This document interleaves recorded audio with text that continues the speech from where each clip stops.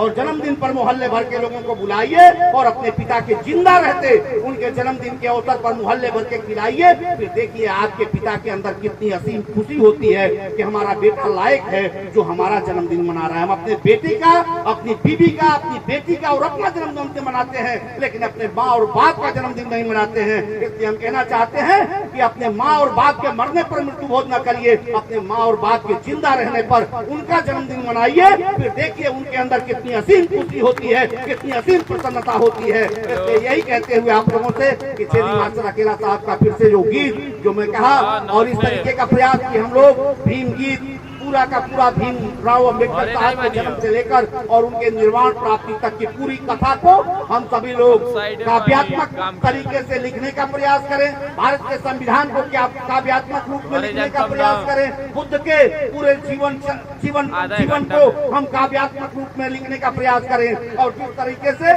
7 दिन, 9 दिन, 10 दिन, 11 दिन उन लोगों का रामायण पाठ होता है, भागवत पाठ होता है, उसी तरीके से हम लोग भी माइक लगाकर अपने घरों के ऊपर और अपने मोहल्ले भर के अपने बहुजन समाज के साथियों को इकट्ठा करके हम लोग भी अखंड संविधान पाठ, अखंड बुद्ध पाठ और अखंड भीम पाठ करने का काम शुरू करें। जब ये शुरुआत करेंगे तभी हम मनुवाद से मुकाबला कर पाएंगे। बहुत बहुत धन्यवाद। जय भीम, जय भारत। हम बंद कर दें तो मैंने मृत्यु भोज खाना छोड़ दिया और मैं अपील करता हूं कि हम सभी लोगों को मृत्यु भोज जैसी परिपाटी को बंद करना चाहिए। और दूसरी बात हम कहना चाहते हैं कि आज जो समाज के अंदर जिस तरीके की परिस्थिति आज पैदा हुई और मनुवाद से जो मुकाबला कांसीराम साहब ने उत्तर भारत में हिंदी बेल्ट में जो मनुवाद से मुकाबला के लिए इस प्रदेश, इस उत्तर भारत के हिंदी बेल्ट को जिस तरीके से जागरूक किया, आज वो जागरूकता कुंद हो गई है। और दूसरी तरफ जो मनुवादी जमातें हैं, वो मनुवादी जमातें उत्तर प्रदेश से लेकर दिल्ली तक बैठी हुई है।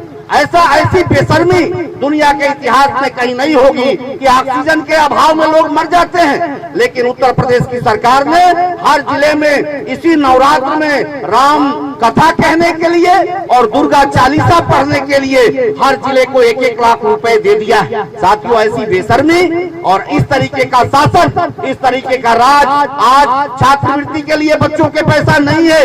आज बच्चों का दाखिला जो होता था कि छात्रवृत्ति के नाते कर लिया जाएगा मुफ्त में SC ST OBC का, उसको बंद कर दिया गया है। आज अस्पतालों में दवाएं नहीं है, अस्पतालों की दवाएं महंगी कर दी गई हैं और चारों तरफ महंगाई का पूरा बोलबाला है। लेकिन रामनवमी पर, लेकिन दीपावली पर करोड़ों रुपए का कड़ू तेल जला करके अयोध्या में दीपावली सरकार सरकारी खर्चे पर मना रही है। सरकारी खर्चे पर रामनवमी के अवसर पर रामनवमी, रामकथा और दुर्गा सप्तशती कहने का कार्यक्रम किया गया है। और मिर्जापुर के बेसिक शिक्षा अधिकारी ने तो बाकायदे अधिसूचना पत्र जारी कर दिया है कि हर मंदिर पर प्राइमरी स्कूल के अध्यापक, 3 अध्यापक हर मंदिर पर अखंड रामचरितमानस का पाठ करेंगे। प्राइमरी स्कूल के मास्टरों के जिम्मे सौंप दिया गया है। हम कहना चाहते हैं ऐसी निर्लज और बेशरम सरकार आज हमारे देश और प्रदेश में है और इनसे मुकाबला बहुजन समाज पार्टी, बहुजन समाज के जागरूक लोगों को करना है। इसलिए हम आपसे कहना चाहते हैं कि इसका मुकाबला कैसे करेंगे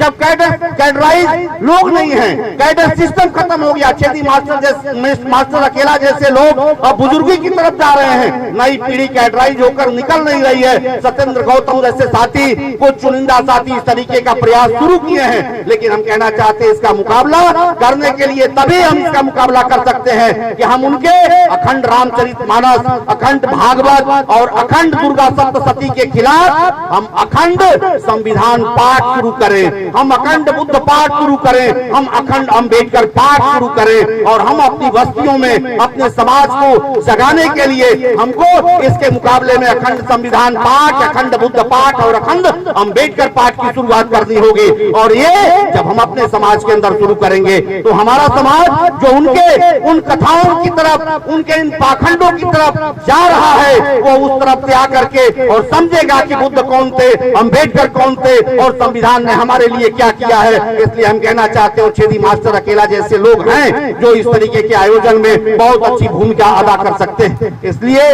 मैं कोई लंबी बहस आपके बीच में न करते हुए मैं कहना चाहता हूं हम सभी लोगों को, साथियों, हमारे माता और पिता अगर जिंदा है, मैं तो इस बात में